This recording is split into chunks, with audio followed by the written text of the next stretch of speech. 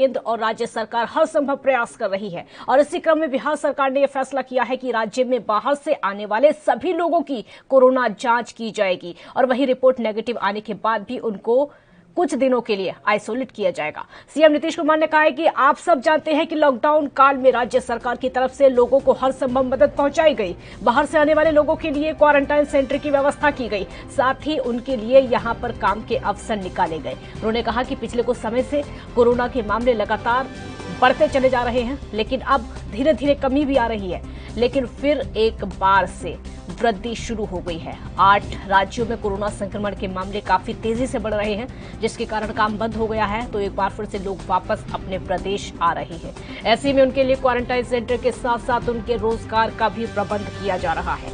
मुख्यमंत्री ने कहा कि बाहर से आने वाले हर व्यक्ति की कोरोना जांच होगी और रिपोर्ट नेगेटिव आने के बाद भी उनको कुछ दिनों के लिए अलग रखा जाएगा। दुनिया के अलग देशों की तुलना की जाए तो कोरोना संक्रमण से होने वाली मृत्यु की दर जो है भारत में कम है। कोरोना संक्रमण में भारत का औसत डेथ रेट 1.3 है, जबकि बिहार का 0.5 है।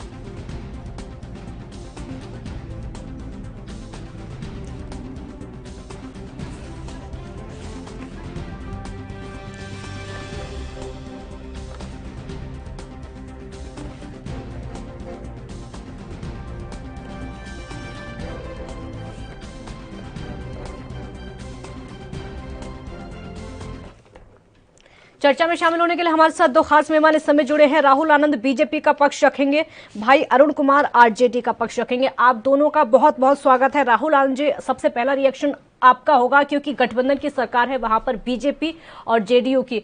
मुख्यमंत्री ने बड़ा फैसला लिया है कि बाहर से जितने भी लोग आएंगे पहले तो उनकी कोविड की जांच की जाएगी, अगर रिपोर्ट नेगेटिव भी आती है तो उनको कुछ दिनों के लिए आइसोलेट किया जाएगा। पहले आपका रिएक्शन।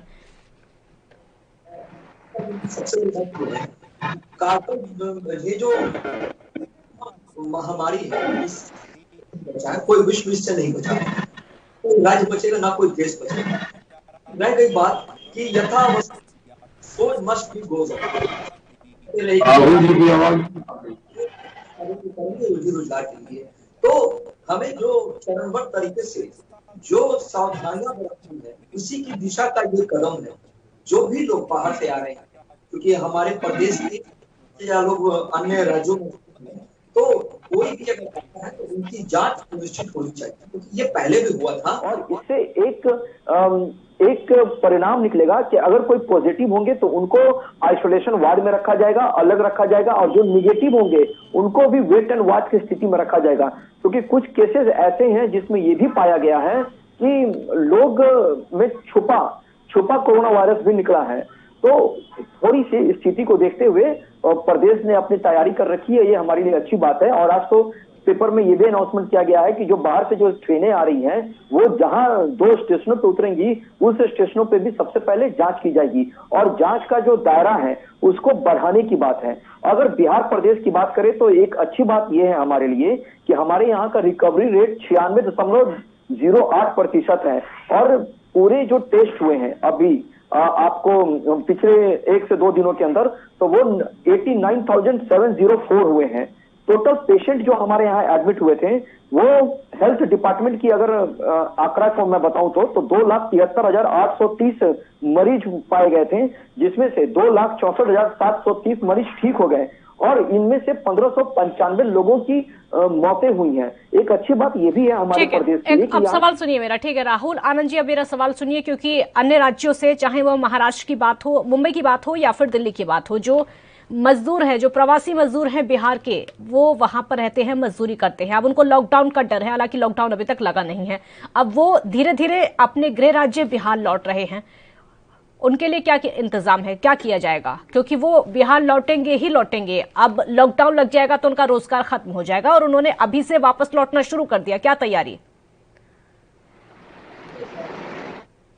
हमारे अपने हैं, चाहे वो देश के किसी भी भाग में जाएं, कहीं भी किसी भी राज्य में जाएं, लेकिन उनकी जो व्यवस्था है वो लौट रहे हैं, तो उनको आने में कोई परेशानी ना हो। और जो रोजगार की बातें हैं, तो रोजगार की दिशा में भी सरकार ने कदम बढ़ा दिया है। सरकार ने कुछ इंडस्ट्रीज को भी बुलाई है यहाँ पे, जिसमें से अभी बीटा के पास 500 करोड़ का इन्वेस्टमेंट करके कोको कोला और ब्रिटानिया बिस्किट ने अपने फैक्ट्री लगाने के लिए तैयार हो गई है, उनको जमीन भी अलॉट कर दी गई है। ये एक हमारे लिए अच्छी बात है। लेकिन जो प्रदेश हमारा है, हमारे प्रदेश की आबादी ज्यादा है, तो उस हिसाब से जो हमारे लोग हैं वो जहां भी आ रहे हैं, जिधर भी जा रहे हैं, उनको रोजगार सुनिश्चित कराने का काम किया गया है। इसके लिए सरकार ने उनका रजिस्ट्रेशन पहले भी किया था, अभी उस रजिस्ट्रेशन के माध्यम के आधार से उनको रोजगार सृजन किया जाएगा। और इस दिशा में सरकार ने अपने दिशा निर्देश और गाइडलाइन में इस बातों को जारी भी किया है। ठीक है, हमारे साथ भाई अरुण कुमार जी लगातार जुड़े हुए हैं। अरुण जी, विपक्ष क्या सोचता है इस मामले को लेकर? जो सरकार ने फैसला किया है, विपक्ष का क्या कहना है? बाहर से जितने लोग आएंगे, चाहे कहीं से भी आए, उनको पहले आइसोलेट कर दिया जाएगा, अब चाहे वो प्रवासी मजदूर हो या फिर कोई भी हो। विपक्ष क्या सोचता है? देखिए, सरकार की व्यवस्था पहले भी हम लोग देख चुके हैं। सरकार की व्यवस्था बोलती सरकार जरूर है, लेकिन करती कुछ नहीं। और आइसोलेशन की व्यवस्था जो सरकार बोल रही, कहाँ आइसोलेशन सेंटर बनाया गया है? जरा बताएं राहुल आनंद जी कि कहाँ आइसोलेशन सेंटर बनाया गया है बिहार में, पटना में या और सब जिला में? स्थिति तो भयानक हम लोग पहले भी देख चुके हैं कि ये हड़बड़ी में काम करते हैं और गड़बड़ी हो जाता है। आइसोलेशन सेंटर में सांप और बिच्छू और क्या क्या निकले, ये सब मीडिया में भी दिखाया गया था, हम लोग ने भी देखने का काम किया है। ये अच्छी चीज है कि सरकार का निर्णय अच्छा है, लेकिन उसका इम्प्लीमेंट कैसे हो, ये सरकार ने सिर्फ कागजों में कर देना, ये वाहवाही नहीं हुई। ये सिर्फ की सरकार कागज में बोल देती कि ये कर रहे हैं, वो कर रहे हैं, लेकिन धरातल पर कुछ करता नहीं है। लोग की स्थिति पहले से ही खराब है, बिहार में लोग पहले से ही भूखे मर रहे हैं।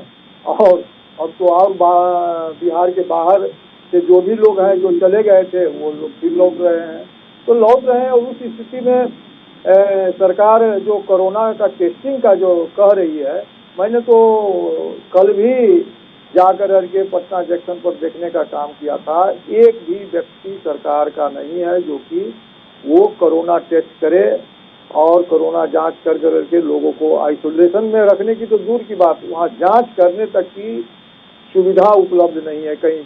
न दानापुर रेलवे स्टेशन पर है, न पटना जंक्शन पर है।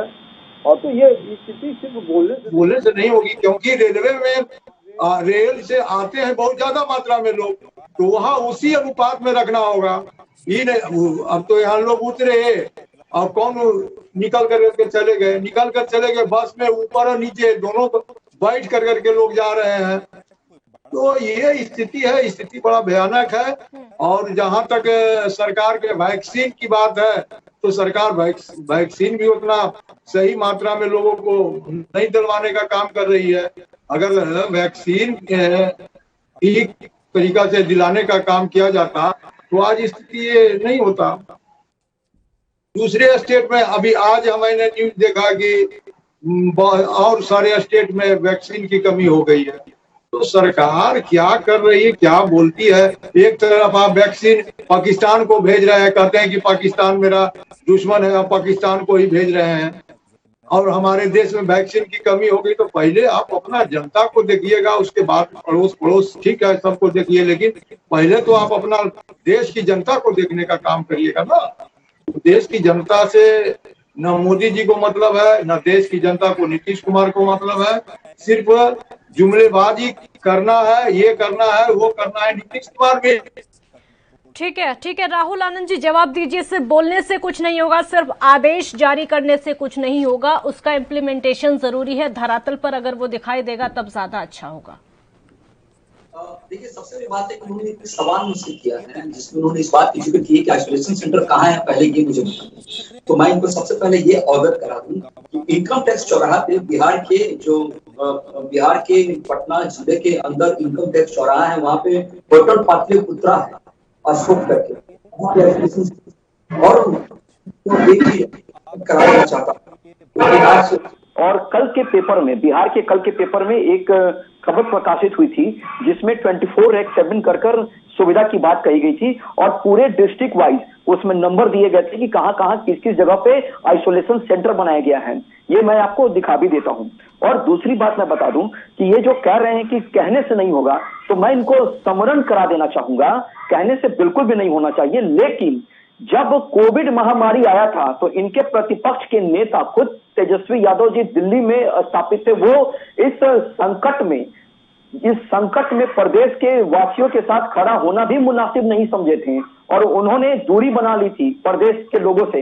ये पहली दफा नहीं हुआ है, ये उस वक्त भी हुआ था जब पटना डूबा था, तो उस समय भी ये लोगों की सेवा करने के लिए नहीं आए थे। और ये भाई अरुण जी ये बात जरूर कहेंगे कि सरकार ने परमिशन नहीं दिया, लेकिन सरकार ने उन सभी लोगों को परमिशन दिया था जो लोग जनता की सेवा के लिए समर्पण थे। हम भी घूमे थे अपनी गाड़ी को लेकर, हर जगह घूम कर खाना भोजन का प्रबंध किए थे। आरजेडी के कितने लोग थे उस समय जिन्होंने भोजन की प्रबंध की थी, जो सैनिटाइजर दिए थे, जो मास्क पे चर्चा करते थे, किसी ने नहीं देखा, ना वो दिखेगा, केवल ये कहते हैं।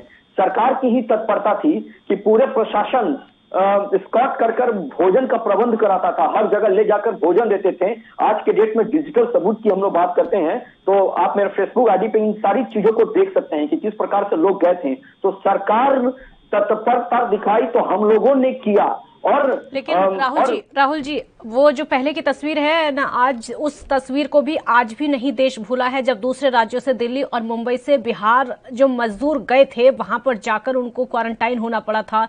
एक तो वो वैसे ही परेशानियों का सामना करते हुए पैदल चलकर बिहार तक पहुंचे, वहां पर क्वारंटाइन करना, वहां पर भी उनको बहुत ज्यादा दिक्कतें हुई थी क्योंकि उन क्वारंटाइन सेंटर में उनको सुविधाएं नहीं मिल पा रही थी। और दूसरी बात, उनको घर जाने तक नहीं दिया गया था कुछ दिन तक। वो तस्वीर दोबारा ना आए, ये विपक्ष के सवाल इसीलिए हैं।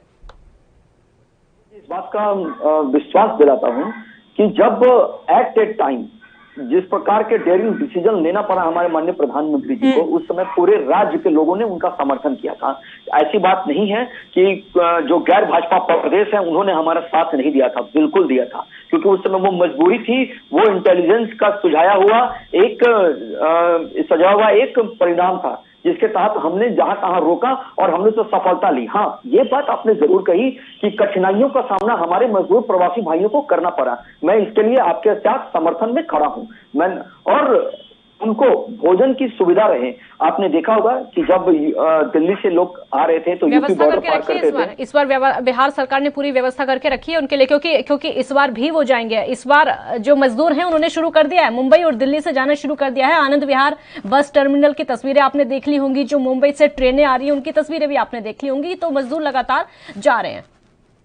बिल्कुल मैंने देखी है। और मैं आपको ये भी बात बता दूं कि पिछली बार ट्रांसपोर्ट को रोक दिया गया था, इस बार ट्रांसपोर्ट को खोला गया है। सिर्फ इसलिए खोला गया है ताकि आप अपनी सुविधा के अनुसार जा सके, अपने प्रदेश को, अपने घर को वापस कर सके।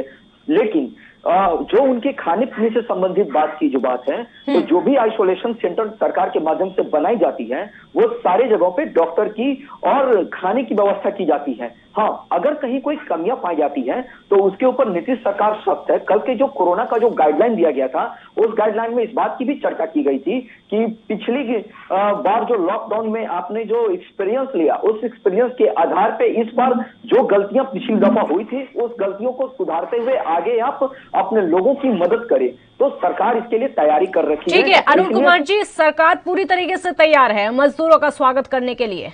बोलिए। निखिल आनंद जी जो बोल रहे हैं, अब उन्हें शायद जानकारी नहीं है या जानबूझ के अनजान बने हुए हैं। कहा जाता है ना, एक कहावत है कि हारम तो हूरम और जीतम तो थूरम। तो वही हाल निखिल आनंद जी का है। इन्होंने कह रहे थे, मैं सुन रहा था इनकी बातों को, ये कह रहे थे कि तेजस्वी यादव लॉकडाउन में नहीं थे। इनको शायद मालूम है कि नहीं मालूम है, तेजस्वी यादव लॉकडाउन में दिल्ली में थे और दिल्ली में लॉकडाउन लगने के कारण फंस गए थे। और फंस गए थे तो तेजस्वी जी दिल्ली से ही बाहर में जितने फंसे हुए मजदूर हैं सबको वहीं से सहायता पहुंचवाने का काम किया, पहला चीज। दूसरा चीज ये है कि तेजस्वी यादव का मतलब क्या? तेजस्वी यादव एक व्यक्ति का नाम नहीं है, तेजस्वी यादव पूरी पार्टी है। तेजस्वी यादव की पार्टी राष्ट्रीय जनता दल बिहार में मैं खुद चलंत भोजनालय चलवाया, तेज प्रताप यादव ने चलंत भोजनालय चलवाया, जगह जगह जो भी रेलवे प्लेटफॉर्म से लोग आ रहे थे सबको उनको रोटी और खाने की व्यवस्था हम लोगों ने करवाई। ये लोग क्या करवाए, सरकार की सुविधाओं का दुरुपयोग किया, सरकारी धन का खर्चा कर करके इनको क्या खाना दिए थे आप? हर एक चैनल ने देखा, रोटी, नमक और मिर्चाई, और बिल कितने के बन रहा था ये शायद इन्हीं से पूछ लीजिएगा, ये बताएंगे कि एक व्यक्ति पर कितना क्वारंटाइन सेंटर का लोग बिल बना रहे थे। जब बिना तेजस्वी यादव के न नीतीश कुमार की नींद टूटती है, न भारतीय जनता पार्टी की नींद टूटती है। अरे आप आज हाल में देख लीजिए कि क्या इनका तेजस्वी यादव जैसे घर से निकलते हैं इनका पूरा शरीर डोलने लगता है। मधुबनी कांड में है, जब तेजस्वी यादव गए तो तेजस्वी यादव गए तब इनको जाकर के रावण सेना के लोग पकड़ाते हैं, नहीं तो उतना दिन से अप डाउन पुलिस कान में तेल डाल करके, नीतीश कुमार कान में तेल डाल करके सोए रहती है। तो ये नीतीश कुमार बिना तेजस्वी यादव के चाबुक चलाए हुए एक लाइन नहीं चलते हैं। ये हमारे राज्य का दुर्भाग्य है कि नीतीश जी थक चुके हैं, उब चुके हैं, और भारतीय जनता पार्टी भी चाह रही है कि नीतीश कुमार किस प्रकार से डाउन हो, इसलिए ये भी लगे हुए हैं भीतरिया तरीके से। जैसे इन्होंने नीतीश कुमार को 3 नंबर पर पहुंचाने का काम किया, एलजेपी को खड़ा करवा करके दुनिया देखा। आप अगर एलजेपी आपके खिलाफ ही खड़ा करते थी तो आप कहाँ रहते? ये सोचने वाली बात है।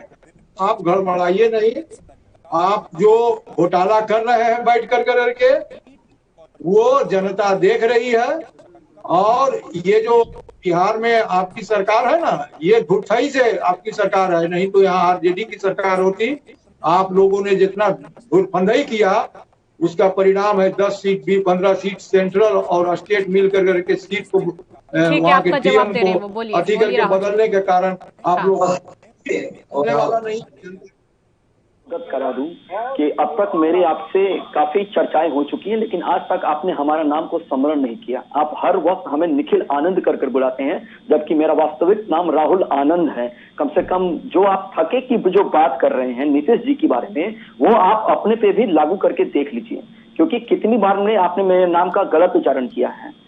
और दूसरी मैं आता हूं, तेजस्वी जी ने अगर मदद की है तो करना भी चाहिए, लेकिन आज तक एक वीडियो उन्होंने नहीं डाला, उस वक्त भी नहीं डाला जिस वक्त उन्होंने मदद पहुंचाने का काम किया था। ना अपने कार्यकर्ताओं को कहा कि जाकर करो। बिहार की सड़कों पे अगर कोई दिखता था तो वो एनडीए का कार्यकर्ता दिखता था, सिर्फ और सिर्फ एनडीए का। मैंने नहीं देखा, मैंने कहीं नहीं देखा। मैं अब आपको बताता हूँ, तेजस्वी यादव जी जो पार्टी की आप बात कर रहे हैं, बिल्कुल तेजस्वी यादव जी की ही वो पार्टी है, वो एक परिवारवाद की पार्टी है। तो तेजस्वी यादव जी से ही शुरू होती है और वहीं जाकर वो खत्म होती है। ये बात भी मानना चाहिए। आपने जो रोटी नमक की बात की, इनको मिट्टी का नाम करके बोलेंगे तभी समझ आ पाएगा, दोनों साथ में बोलेंगे तो बात समझ नहीं आएगी। अरुण कुमार जी एक बार सुन लीजिए उनको, आपकी बात का जवाब दे रहे हैं तो एक बार सुन लीजिए, आपके पास आऊंगे फिर अगला सवाल लेकर। इन्होंने जो रोटी नमक और मिर्च की बात की, तो मैं इनको याद दिला देना चाहता हूं कि जब वैश्विक महामारी का लॉकडाउन लगा था तो उस समय परिस्थितियां हमारे अनुकूल थी। अगर प्रतिकूल होती तो जरूर हमारी व्यवस्था और भी सुदृढ़ और तंच होती, जब आज हमने उस चीज को माना है और हमने किया भी है।